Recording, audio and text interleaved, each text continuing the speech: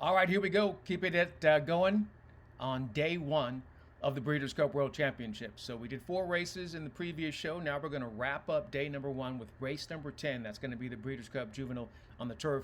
And then we'll roll on over into the Filly Mare Sprint, the Breeders' Cup Turf, and then the Breeders' Cup Sprint. So let's get down to business. Let's get started here as we wrap up day number 1. Breeders' Cup Juvenile Turf. Take a look at your field here. Friday at Del Mar, 1 mile on the turf. It is going to be race number 10 on Friday. 14 runners will be signed on. All right, go to the inside. Here's Johnny. We'll be sitting and making the move off the pace as they go a mile. Javier Castellano is in the irons. He's still a maiden, rather, so I don't see it. Then there is Street Beast, who's interesting for Ben Colebrook. Then there is Outfielder, who's got that speed and will stretch out for Wesley Ward. They will go to the lead. Third, Beer wants everybody to go to the lead because he is a deep closer. He's very effective. We'll see if he gets something to run at. Let's Be Frank also loves to close for Michael Maker. Juan Hernandez, they will be in the mix. North Coast for Joseph O'Brien. You know what? Not a bad performance, going 7 furlongs and then stretching out to the mile. I don't know if he's good enough. I guess we'll find out. Gordon Pass. You know, this one ran a really nice race in the Bourbon, the Grade 2 at Keeneland. Had a little bit of traffic trouble, and then finally caught that split and made up some ground. They'll be rolling late for sure. Stark Contrast was a winner last 2 times out, including the Grade 3 Zuma Beach at Santa Anita, but I just don't consider that race to be strong. I don't consider him to be strong at all. Argos is another runner. Comes out of the Grade 1 Summer at Woodbine, and that was a very nice performance. They were able to upset that field there at almost 7-1. You know what? I think he figures in here for sure. His closing kick is not that impressive, but he could be in the right spot. Ardizia, last 2 times out, winning sprinting, has never gone the mile. I don't see her or him rather, of being viable on the stretch out. Turf Star comes out of that same race, the Bourbon at Keeneland with Gordon Pass. Nice performance. Had the best trip of anybody there and couldn't get to final score. Final score was a beast, so I understand it, but they had a great trip, and I don't see them getting a trip like that coming up on Friday. Botas, woo-hoo-hoo. This is a dangerous, dangerous closer. Turning back from a mile and a 16th to a mile, that might be an issue for the 12. Hey Nay Nay has speed, and that's super important because they got to go. Gestad is a runner that is always there for Aidan O'Brien. I mean, always there, and he's going to be there again. We'll see if he can get it done. Carabuano on the also eligible list might draw into the race with this field. All right. You didn't hear me say much about pace. There are only maybe 2 or 3 runners with some speed. You've got the outside runner I just mentioned to you, Hey Nay Nay and Joel Rosario. They have speed. Then you've got the sprinter stretching out for Wesley Ward, outfielder. After that, there's no more early speed at all. So I like a runner that's going to be sitting just off that pace. I don't think that Street Beast wants to lead. I like this runner quite a bit. I think he can sit just off the pace, whoever wants to dictate, and then he gets the jump on those deep closers who can't keep up with that pace early on. It's going to be a slow enough pace, and they just won't have anything to run into. Street Beast gets the jump. I love horses like this, and I love my value. 10-1 on Street Beast in the Breeders' Cup Juvenile Turf. That's going to be the 10th race on the card on Friday. Then, of course, we'll move smoothly into Saturday. But remember, the Breeders' Cup races on Saturday won't start until race number 4. Let's get into that. Breeders' Cup Filly Mare Sprint. Woohoo! Okay, so this one, I think, is where, well, not where the madness begins, but a chance for some madness. And I have to admit, I'm taking some chances in 2 of the races here on Saturday for sure. 7 furlongs in the Breeders' Cup Filly Mare Sprint. Zeitlos to the inside is experience, likes to fight. We'll see if she's got enough fight left in her to get something done here. Splendora, speed for Bob Baffert. Vava, excuse me. You know, this one right there in the mix, especially early on in last year's running, but then completely faded at the end. You know, I think will be there because of the rating style and the early speed she has. Not quite sure if she's good enough to seal the deal. Tamara, she's going to be tough. There's no doubt about that. Mike Smith will put her in the great spot. I don't know if she's good enough as well when they turn for home.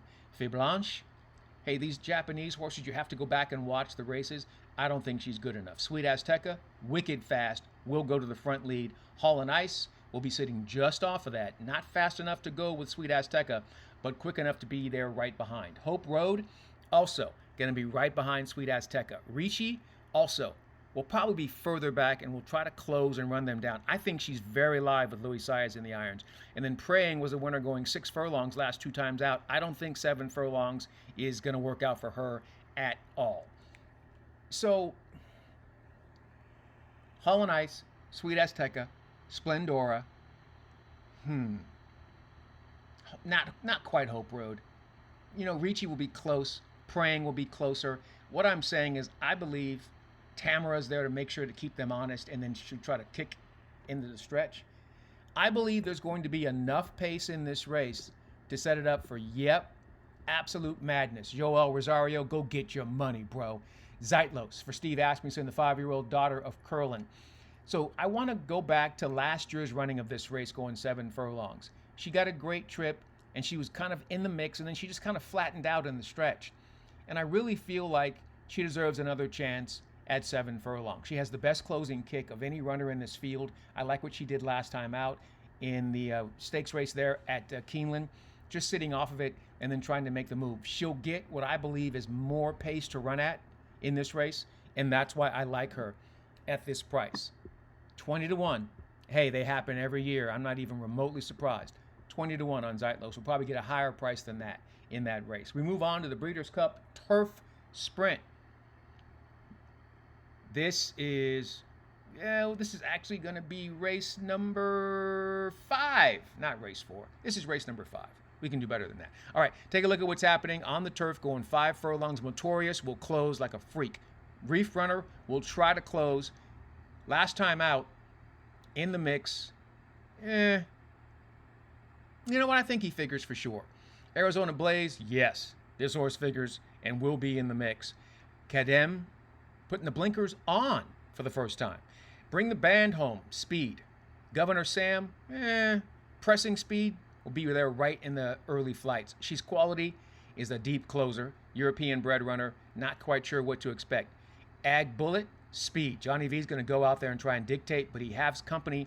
Bear River should be right next door, and She's So Spicy we'll try to go with as well.